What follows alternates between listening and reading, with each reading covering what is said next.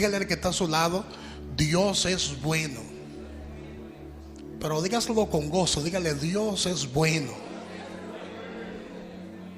Amén, amén. Qué bueno es el Señor.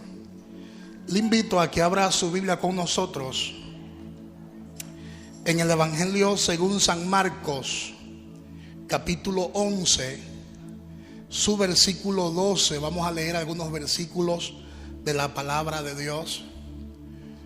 Hoy le voy a enseñar algo de la palabra de Dios. No espere una predicación, sino una enseñanza de reflexión de la palabra del Señor. Amén. No seré muy extenso, pero lo poco que le voy a compartir, yo sé que le va a ministrar y va a llegar a lo más profundo de tu corazón y de mi corazón, porque la palabra de Dios tiene esa característica, y es que la palabra de Dios es más cortante que toda espada de dos filos, y dice que penetra hasta partir el alma. Y el texto griego original dice que penetra hasta partir y dividir el espíritu y el alma inmortal.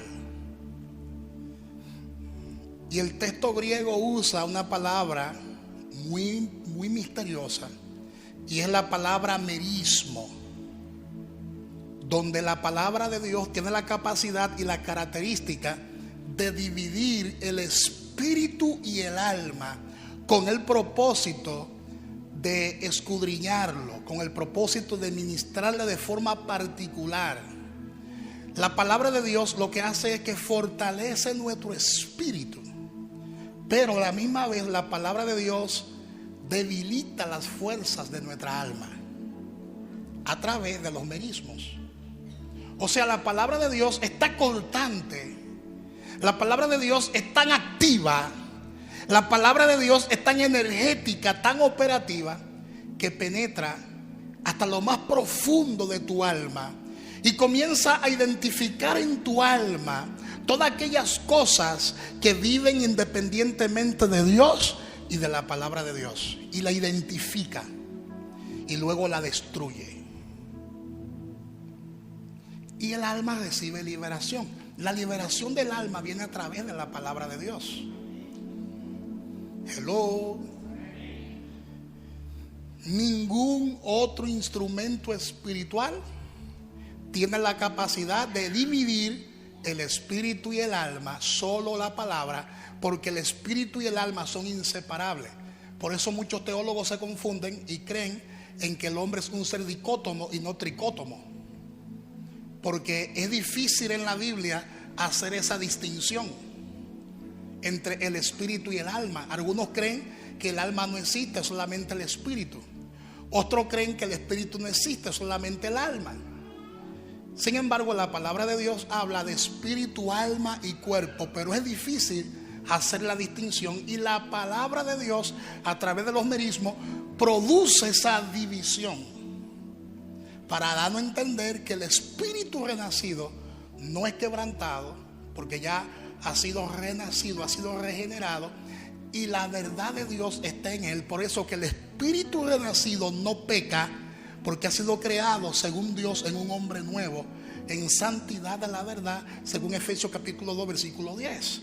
Y no puede pecar, no razona, y al pecado le dice no. ¿Cuántos dicen gloria a Dios? ¿Cuántos dicen gloria a Dios? Es en el alma en que se origina el pecado, porque en el alma están los deseos, en el alma está la mente, en el alma está la voluntad, en el alma están tus propios pensamientos, en el alma está el asiento de tus emociones.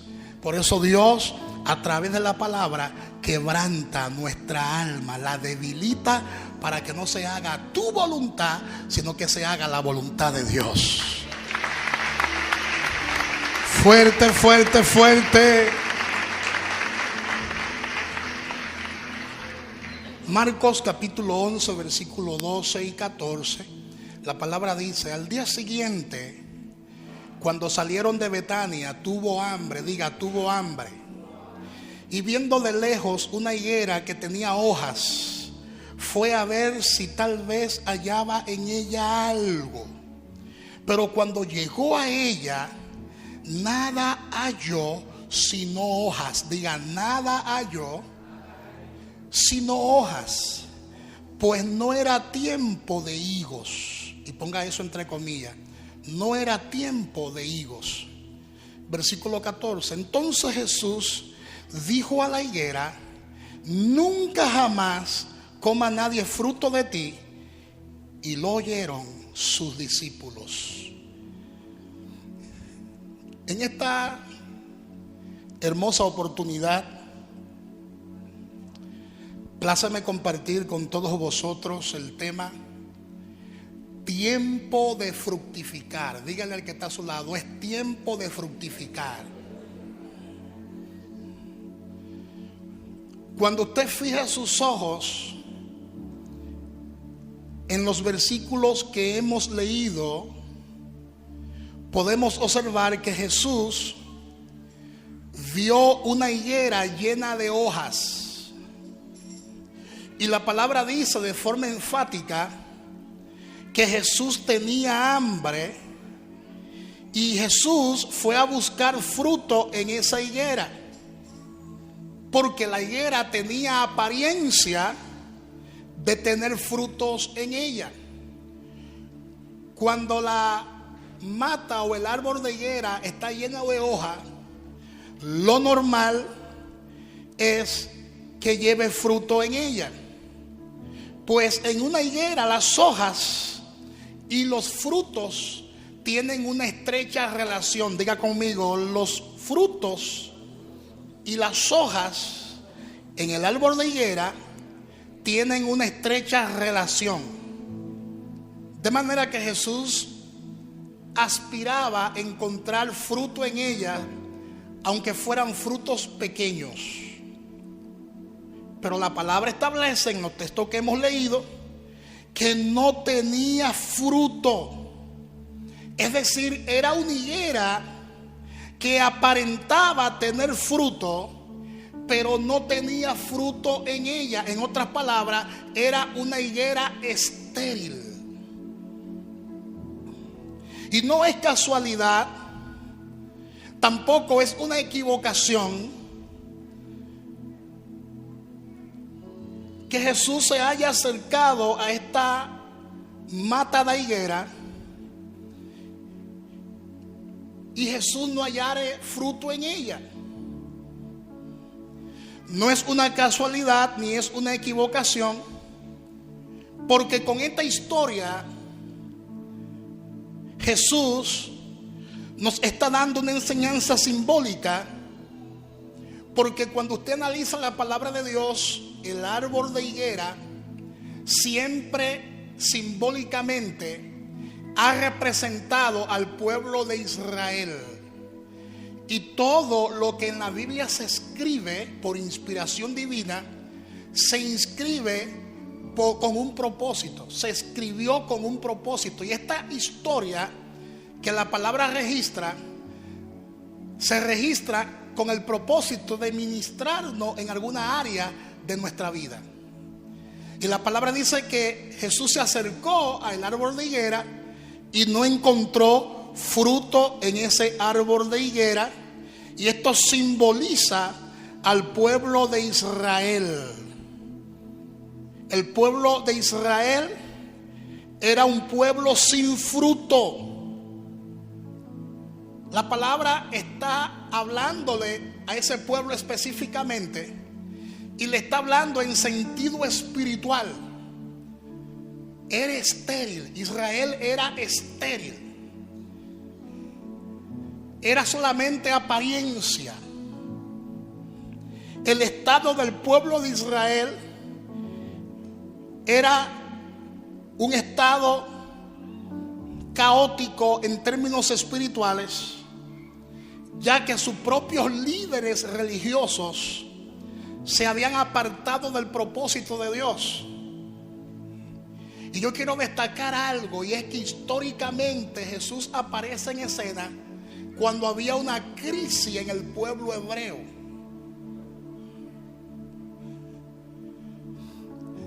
Y la crisis no solo era económica.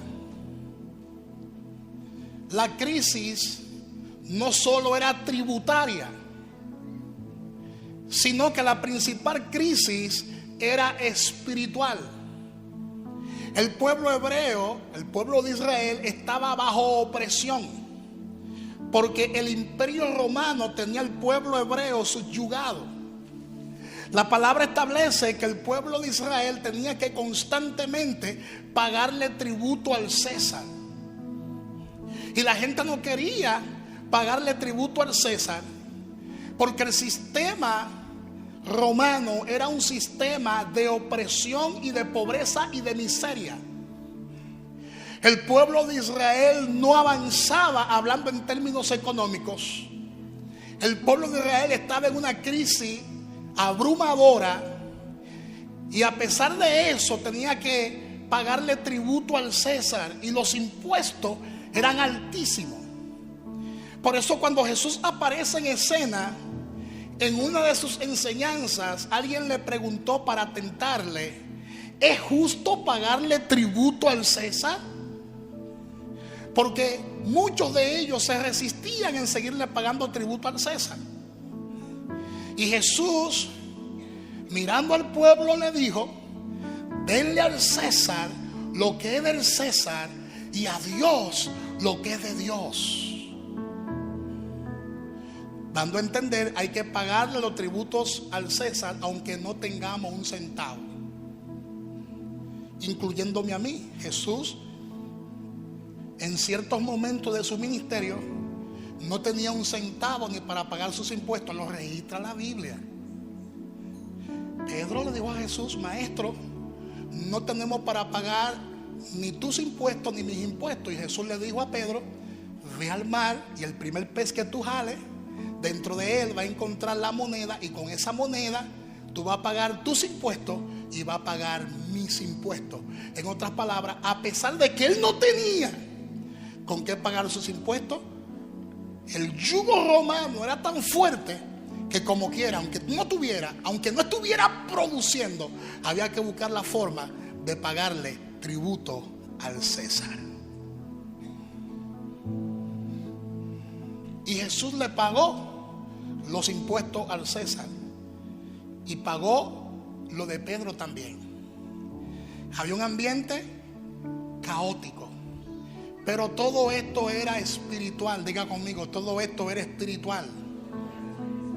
Porque los líderes religiosos se habían extraviado del propósito. Diga conmigo: los líderes religiosos se habían apartado del propósito. Estamos hablando del sumo sacerdote, estamos hablando de los sacerdotes, y estamos hablando de los levitas. Ya no había una verdadera adoración. ¿Cuántos dicen gloria a Dios? Sino que ellos estaban persiguiendo sus propios intereses. Y por encima de eso, ellos estaban creando leyes contrarias a lo que Dios había establecido en su propia palabra. Leyes contrarias a lo que Dios estaba diciendo en la Torá. Leyes que oprimían más al pueblo, como por ejemplo: no pueden trabajar el día de reposo. No podían ni siquiera cargar una aguja en el día de reposo. No podían ni siquiera hacer ningún tipo de bien en el día de reposo. Y Jesús estaba combatiendo con la palabra del Padre ese mismo sistema de opresión. Los sacerdotes lucían impecables. Los sumos sacerdotes lucían impecables.